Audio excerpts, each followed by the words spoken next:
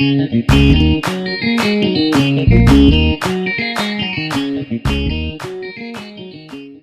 M. Zdou, merci le comité d'organisation, le comité scientifique et tous les membres de l'Association marocaine des infirmiers en cancérologie. Je suis très honorée et je ne peux pas vous exprimer ma grande joie d'être là aujourd'hui parmi vous et avec vous. Et d'ailleurs, donc, on travaille en étroite collaboration à l'Institut national d'oncologie avec mes collègues les infirmiers en cancérologie. Alors aujourd'hui, donc, je vais présenter le processus qualité et sécurité dans l'administration des anticancéreux. Alors, tout d'abord, il faut savoir que le processus et l'évolution de la manipulation des cytotoxiques, que ce soit au Maroc ou dans le monde occidental, elle a passé par plusieurs étapes d'évolution. D'abord, la manipulation des cytotoxiques, elle était au lit du malade, dans une salle, puis par la suite dans une salle isolée. Et puis par la suite, on a pensé à protéger le manipulateur et à protéger la préparation cytotoxique dans des salles bien maîtrisées en matière de traitement d'air. On a pensé à manipuler dans les hauts afflux d'air laminaire. Puis par la suite, l'évolution a vu le jour dans la centralisation de la préparation dans des unités dédiées dans la pharmacie. Et puis par la suite, on a pensé aussi donc à mettre en place les hôpitaux de jour pour traitement ambulatoire des patients atteints de cancer. Alors, la particularité dans le mode occidental, c'est qu'en fait, il y a aussi donc, le groupement régional de la préparation des anticancéreux dans différents hôpitaux pour mutualiser un petit peu les ressources et économiser les dépenses. Il y a aussi la sous-traitance extra-hospitalier, quand l'hôpital il est petit et qu'en fait le nombre de préparations il est assez limité, on va sous-traiter en dehors de l'hôpital pour la préparation de la chimiothérapie pour les patients qui sont admis dans un hôpital de cancérologie. Et puis par la suite, l'évolution a vu le jour en Europe et dans le monde occidental pour la chimiothérapie à domicile, ce qui n'est pas le cas pour le moment au Maroc, parce qu'il faut suivre tout simplement une certaine réglementation et une certaine référence de la matière de la manipulation des cytotoxiques. Alors, qu'en est-il par rapport à la réglementation technique concernant notre champ d'activité assez particulier et assez différent? C'est qu'en fait, en Europe, il y a pas mal de références et pas mal de textes de loi en matière de la manipulation des cytotoxiques. On trouve aussi tout ce qui est pharmacopée européenne et pharmacopée américaine en matière de contrôle des médicaments anticancéreux. Il y a les bonnes pratiques de fabrication qui s'appliquent à toute préparation et reconstitution de médicaments injectables stériles. Et puis par la suite, il y a tout ce qui est bonnes pratiques de la pharmacie hospitalière, les bonnes pratiques de la préparation en chimiothérapie et le thème d'aujourd'hui aussi, donc il existe les bonnes pratiques de l'administration des anticancéreux. Et il y a aussi donc le travail des sociétés savantes et les directives du plan de cancer. Alors, qu'en est-il au Maroc? On va dire qu'il y a presque une absence des référentiels propres à la préparation et au monde de la chimiothérapie anticancéreuse en matière de la manipulation et la protection. Il existe la loi 1704 du ministère de la Santé, mais elle n'est pas spécifique. Et puis aussi, on va s'incliner en milieu hospitalier, puisqu'on va reconstituer un médicament stérile injectable. On doit obligatoirement s'incliner aux bonnes pratiques de fabrication.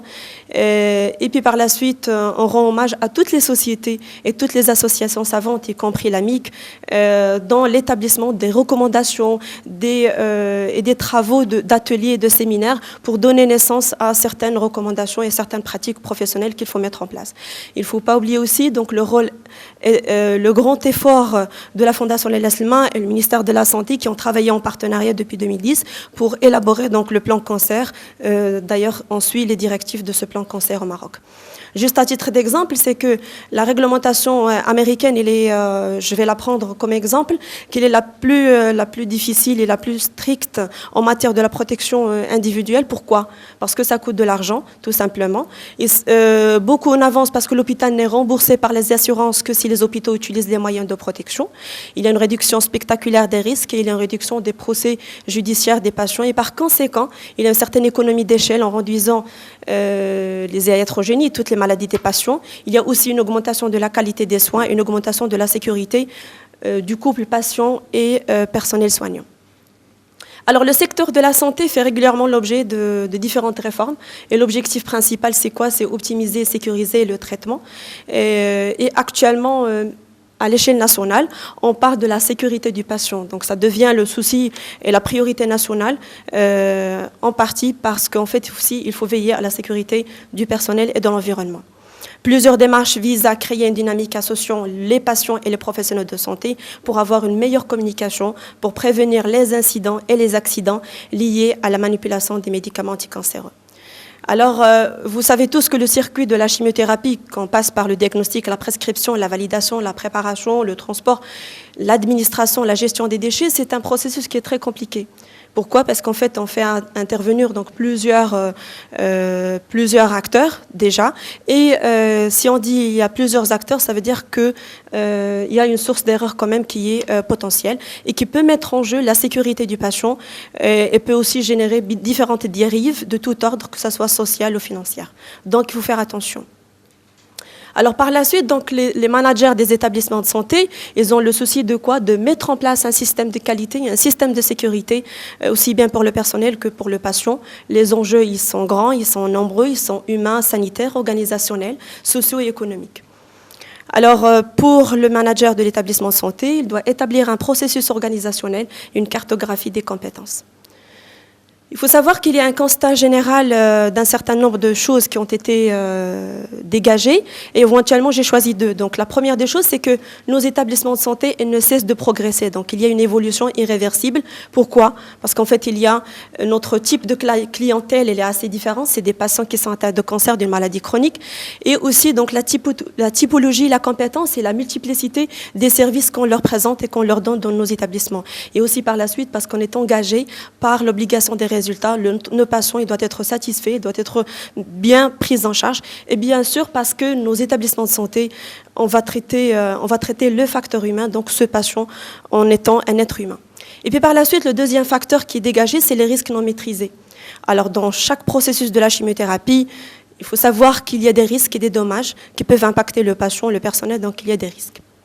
Les questions qui se posent, est-ce que la gestion des risques est prise en compte dans le circuit des chimiothérapies dans les centres d'oncologie? Ça veut dire qu'il faut mettre en place une procédure et un plan de gestion de risques. Et puis par la suite, quelles sont les mesures qu'il faut mettre en place pour prévenir ces risques? Alors, comme ma collègue Mounia tout à l'heure l'a dit, le patient il est au centre de nos préoccupations, entre médecins, entre pharmaciens, entre préparateurs en pharmacie, entre infirmiers, et qu'en fait, le processus il est assez transversal. Alors, il faut d'abord assurer la sécurisation de l'ensemble du circuit de la chimiothérapie. Et en particulier, en tant que pharmacien, je parle de la préparation. Et pour l'infirmier en cancérologie, je parle aussi de l'administration des anticancéreux. Il faut aussi proposer une nouvelle approche interactive, qualité, sécurité, pratique professionnelle et performance. Et puis par la suite, si on sécurise mieux le circuit et on présente une qualité de service, on est sûr qu'on est sur une économie sur les dépenses. Alors la question, pourquoi sécuriser? Alors sécuriser l'utilisation des médicaments et dans les établissements de santé, c'est une priorité, c'est un enjeu de santé publique. Et les circuits de médicaments dans un établissement, ils recouvrent plusieurs étapes, y compris l'administration. Donc c'est un processus qui est assez compliqué. Je reviens juste sur la pratique infirmière et le métier infirmier. Et je rends hommage à tous les infirmiers qui travaillent donc dans nos hôpitaux, que ce soit en public ou en privé. C'est un métier qui est passionnant et qui est valorisant. Il exige une remise en question permanente des conséquences. Il faut savoir que c'est un véritable travail d'équipe dont la finalité, c'est offrir un service de qualité et de sécurité optimum et aider au mieux le patient. Et comme ma collègue Mounia l'a traité tout à l'heure, il y a différentes spécialités d'infirmiers. Il fait aussi les soins courants et les soins de haute technicité, mais aussi il participe dans la recherche clinique médicale, il participe dans les enseignements, que ce soit national ou international, dans les formations. Il fait aussi le soutien psychosocial des patients, il fait l'éducation et il fait l'information et l'orientation. Donc toutes ces valeurs, elles animent chaque jour nos hôpitaux. Alors, je reviens sur la tâche principale de l'infirmier qui est l'administration. Alors, l'administration, c'est par rapport à un protocole qui est prescrit sur une ordonnance médicale et que l'infirmier, dans ce cas, on lui demande certains bagages scientifiques, certaines connaissances, certaines habilités et un jugement clinique requis pour déterminer quoi? C'est pour ajuster le plan thérapeutique infirmier parce qu'il est capable de juger le plan thérapeutique infirmier et il assure en plus de ça la surveillance clinique après l'administration du médicament. Alors, je reviens avec ce schéma pour dire que l'administration, donc parmi les tâches principales de nos infirmiers en cancérologie, c'est sélectionner, donc préparer le patient, choisir les patients, contrôler ses noms d'identité, recueillir ses informations, administrer et puis documenter et surveiller le patient. Alors, c'est un processus dans un plan de soins où la préparation extemporanée de médicaments doit être faite pour qu'après le contrôle préalable du patient produit et la prescription dans les salles de soins, l'administration proprement dite du médicament, l'enregistrement, la traçabilité et puis par la suite la surveillance. Alors je fais référence donc à un certain outil de sécurisation de personnel et on parle de 10 Rights of Drug Administration. Donc c'est les 10 règles de l'administration des médicaments. Donc à savoir donc le bon médicament, le bon patient, la bonne posologie, la bonne voie d'administration, le bon rythme d'administration, la bonne dilution, la bonne reconstitution, la compatibilité et le bon débit de l'administration des médicaments. Alors ces 10 éléments, elles sont clés dans la sécurisation du circuit et elles présentent les mesures d'amélioration de ce circuit de préparation et d'administration de chimiothérapie. Alors, chose importante et essentielle, c'est qu'en fait, le rôle de l'informatisation du circuit de la chimiothérapie il est très important depuis la prescription jusqu'à l'administration. Et le rôle, pourquoi c'est important? Parce que ça nous aide énormément pour réduire les erreurs pendant toutes les étapes du processus. Il faut aussi, donc, parmi les éléments de sécurisation, il faut identifier les produits, le vérifier, identifier les voies d'administration, identifier le patient. Donc, soit par communication interrogatoire, soit par des codes à bas, les contrôles de la préparation à vous l'administration. Et puis, l'infirmier aussi doit assurer donc un circuit indépendant des administrations assez particulières et dissocié dans le temps d'administration intraveineuse, contrôler, tracer toutes les étapes de circuit, etc. Alors, la règle des 10 R, c'est un moyen mémotechnique, pédagogique pour chaque acteur dans l'administration des médicaments. Donc, il faut essentiellement penser du bon moment, de bonne dose, bon médicament, bonne voie pour le bon patient. Alors, comment sécuriser le processus? Donc, l'approche, elle passe par une description du processus avec des objectifs, donc à savoir la rationalisation, la simplification des processus pour diminuer les risques d'erreurs aux interfaces. Et par ça, donc, on va identifier les points critiques du circuit, la population à risque et les médicaments à risque. Alors, quels sont les outils pour sécuriser nos processus de chimiothérapie? Il faut mettre en place, ce que j'ai dit au début, le plan de gestion de risque, des procédures internes de manipulation et d'administration des médicaments, mettre en place des doubles vérifications quand il s'agit des médicaments à statut particulier, veiller à la traçabilité et à la prévention des infections nosocomiales, la pharmacovigilance, la matérovigilance, et comme ça, on peut assurer donc une sécurité dans le circuit du médicament de la chimiothérapie. Alors, la sécurité en chimiothérapie, en schématisant avec des photos, donc ça concerne aussi bien le médicament que le malade, que le manipulateur, que le milieu. Alors, concernant le manipulateur et l'infirmier ou le préparateur en pharmacie, il faut faire attention par rapport aux piqûres d'aiguilles. Donc, actuellement, on proscrit cette pratique et on choisit mieux des méthodes et des techniques assez sophistiquées pour éviter les piqûres. Les échappements aérosols aussi, donc il faut se protéger tout contact aérosol, peau, yeux, bouche et nez. Il faut travailler généralement dans des zones avec une pression négative. Alors pour les sécurités du manipulateur infirmier, il doit veiller donc à éviter les piqûres par les aiguilles, à éviter à manipuler les branchements et les débranchements avec toute précaution et éviter tout contact direct avec les cytotoxiques. C'est pour ça que le port des masques, le port des gants, il doit être bien établi. Bien sûr, toute femme enceinte et allaitante ne doit pas manipuler les cytotoxiques. Alors, par rapport à la préparation aussi, donc le médicament proprement dit, il faut choisir le bon solvant, la bonne dose, le bon conditionnement, le bon étiquetage, la conservation, le stockage et la traçabilité. Il faut éviter, quand on fait la préparation des anticancéreux, de risquer une contamination croisée ou bien de risquer une contamination bactériologique, puisqu'on a dit qu'il faut éviter toute contamination bactérienne ou parasitologique. Alors, je reviens finalement aux sécurités du patient en chimiothérapie. Donc, on a parlé des règles des 10 R et par la suite, donc, en fait, il faut faire attention, il faut veiller à respecter, donc, en fait, les médicaments, le débit, la voie d'administration, la durée et, bien sûr, la surveillance des infections nosocomiales. Alors, aussi pour le patient, donc, en plus de la bonne préparation et la bonne administration, le bon diagnostic et la bonne prescription, puisqu'en fait, il y a des protocoles thérapeutiques qui sont déjà validés, des protocoles de reconstitution, de fonctionnement, de maintenance et d'administration qui doivent être déjà validés en interne pour chaque hôpital.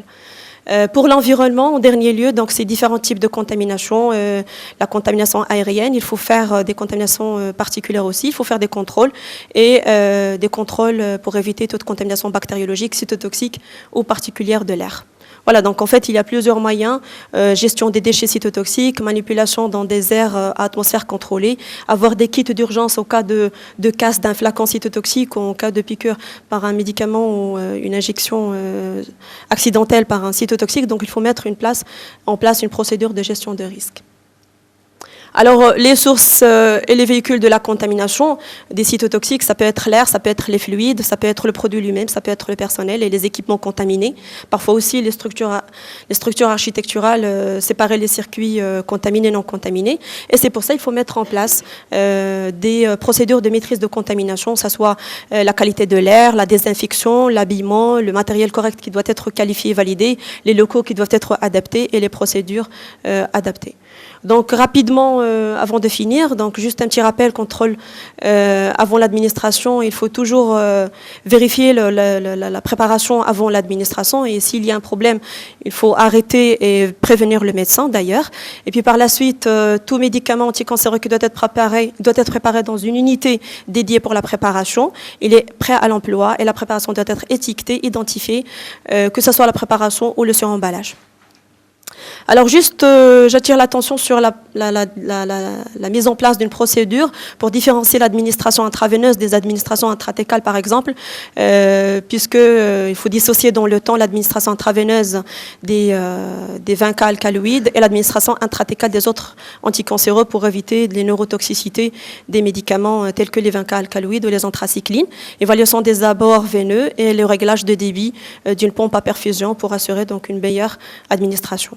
Vérifier donc en fait le terrain, c'est-à-dire le patient s'il est allergique ou pas, donc poser des questions pour le patient, vérifier l'adéquation de la prescription à l'état clinique du patient au moment de l'administration, et puis par la suite donc vérifier l'absence de troubles de déglutition quand il s'agit de voies orales, et pour les voies injectables donc vérifier les points de ponction et la perméabilité de la voie d'abord. La traçabilité, donc en fait, chaque acte d'administration doit être tassé sur le support de la prescription au moment de sa réalisation. Et bien sûr, la surveillance clinique, parmi les grandes tâches que l'infirmier fasse, c'est qu'en fait aussi la déclaration des incidents, éventuellement, ce qui est préférable, c'est déclaration de la pharmacovigilance. Donc la valeur ajoutée de tout ce circuit maîtrisé avec une grande sécurité, c'est la satisfaction du personnel soignant lui-même. Donc en fait, une sécurité accrue en termes de manipulation pour sa santé lui-même, la libération d'une partie de temps davantage pour les soins infirmiers, la satisfaction du personnel médical, le médecin il est content parce qu'il y a une assurance de qualité des médicaments administrés, la satisfaction du personnel de la pharmacie puisqu'il y a une augmentation des compétences de l'équipe et une optimisation des temps de travail, la satisfaction du patient, donc notre première préoccupation, donc avoir le bon médicament stérile et présenté selon les normes, et puis la renommée de l'établissement puisque ça revient en fait à la qualité et la compétence des soins présentés.